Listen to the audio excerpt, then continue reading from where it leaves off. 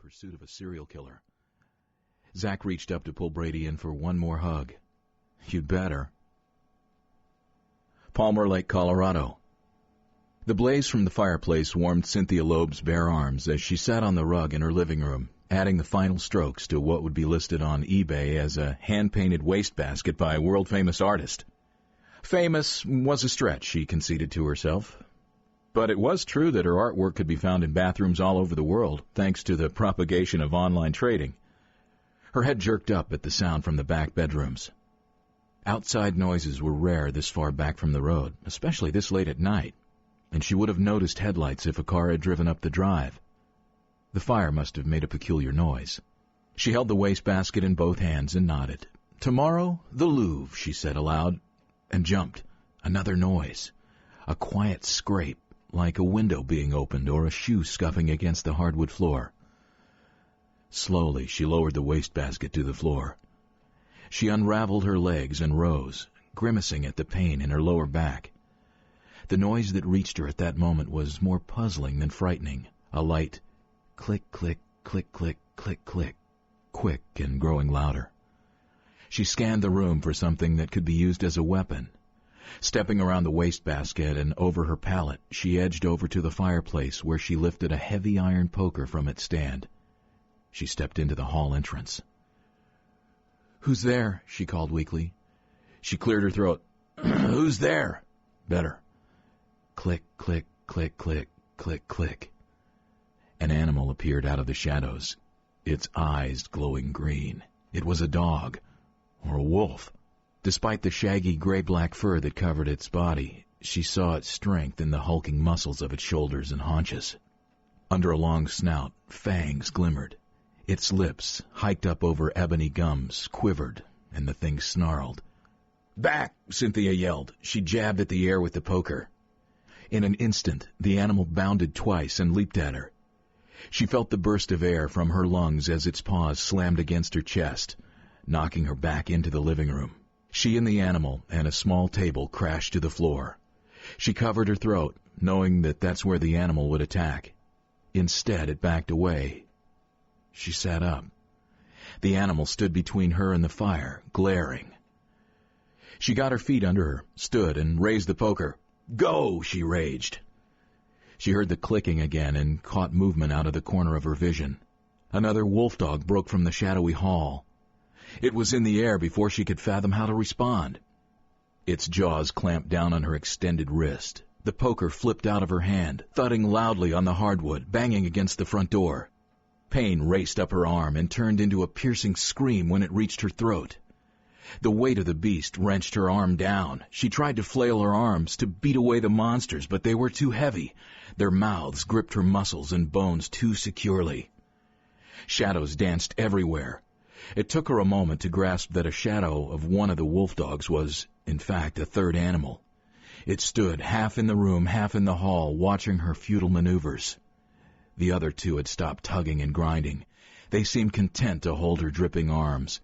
Dizzy from pain, she moaned at the watching animal and swayed forward, then back again. The third dog stepped completely into the room. Directly behind it came a man. He wasn't tall, but was extremely muscular, with broad shoulders made broader by animal pelts draped over them and clasped in front. His beard and mustache exploded from his face in great rusty profusion. His matted hair hung long but was swept back away from his eyes. His face was glacial, deeply creviced, icily stoic. The mouth was a gash, downturned with fierce determination. A heavy shirt hung beneath the pelts and was cinched at the waist with rough leather. Pants clung to legs bulging with power and vanished into high boots. He was entirely out of place, Cynthia decided, not just in her home, but in her time, in anyone's time for countless generations. Her eyes widened when she saw the object clenched in his right fist. She was looking at an axe. The man held it almost unknowingly, the way someone else might hold a briefcase or wear a watch. She took some hope from this casual treatment of the weapon. "What?" she started, but the sudden movement silenced her. He strode toward her, lifting the axe over and behind his head. His left hand rose to grip the other end of the long handle. The wolf dogs growled with excitement as the blade came back around, slicing through the air like a bolt from the fire it reflected. She hitched a sharp breath, but had no chance to scream before the metal found her neck. The clock's shrill alarm cut through the haze in his head, jolting him upright. The noise stopped. Before his addled brain could drift back to oblivion, it shrilled again. It wasn't the alarm clock, it was his cell phone. He frantically reached for it and opened his eyes. It was still dark outside. Brady glared at the phone's glowing screen. "Hello? Did I wake you?" Stupid question. I hope I didn't wake Zach. Alicia was in one of her excited states. Something was happening. "What time is it?" 1:10, my time. 10 after 3 for you." Brady moved the phone from his ear and pushed the button that lowered its volume. When he put it back to his ear, she was saying, "Believe it? So soon?" "What so soon?" "Brady, where are you?" "I just said he struck again. It's been only 2 days since the last one. If this guy's pattern is accelerating, I don't want to think about the implications." "Where are you?" "On my way to the scene where you should be. Listen, you have to get out here now. My ticket is no good." "You were going to fly into Denver, right? Change it to Colorado Springs and then drive north to the next town. Hold on." The rustle of papers, maps, Brady presumed. His mind was clearing. One dose of Alicia had that effect. 2 towns, she said. Palmer Lake. Wait a minute, when will you get here? If there's a flight and I leave home in an hour... You're right, you'll get here too late. 7 hours soonest. The locals are waiting for me at the scene, and they're not too happy about it. What else is new, right? Anyway, I gotta dive in as soon as I get there. Call me when you land, and I'll guide you in. Chapter 2. Alicia Wagner slowed her rental car and took in the scene. A string of cruisers and unmarked cars on the left side of the narrow lane. One officer standing guard at the drive. Neighbors from unseen houses milling around 50 yards up the lane, curious and uneasy. She reversed, then pulled in behind the last car, a beige sedan with federal government plates. As she got out, the loose red dirt under her feet gave way, and she had to jump into a 3-foot-deep drainage ditch to keep from falling. She pulled a spherical leather case from the trunk and set it on the ground, then hefted out a heavy valise and slung its strap over her shoulder. She slammed the trunk lid, and case in hand headed for the young man in a gray uniform of an El Paso County deputy. As she drew closer, his lips slowly bent into a crooked smile.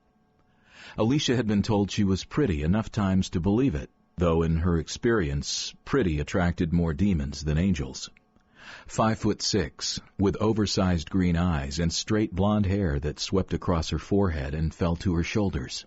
And she was as gung-ho about catching the bad guys as any boxer shorts-wearing He-Man in the bureau.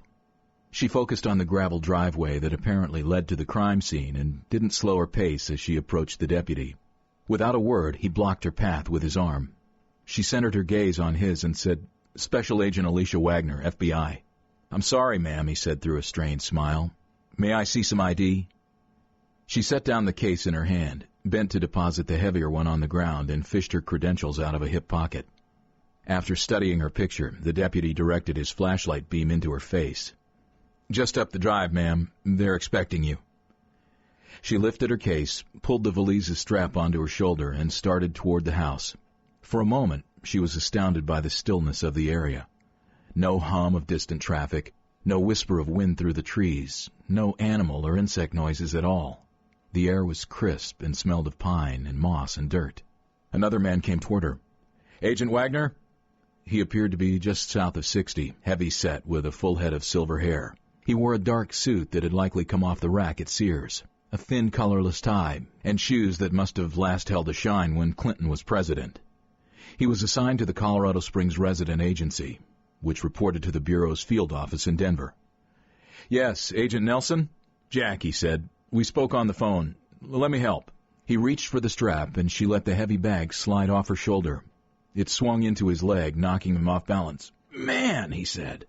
"Laser printer," she explained. "Supposedly portable." He gestured at the other case. "Going bowling?" She smiled and hoisted the case, which did resemble a bowling ball bag on steroids. "This is why I'm here, the future of crime scene processing." He gave it another look, his eyebrows crinkling in wonder.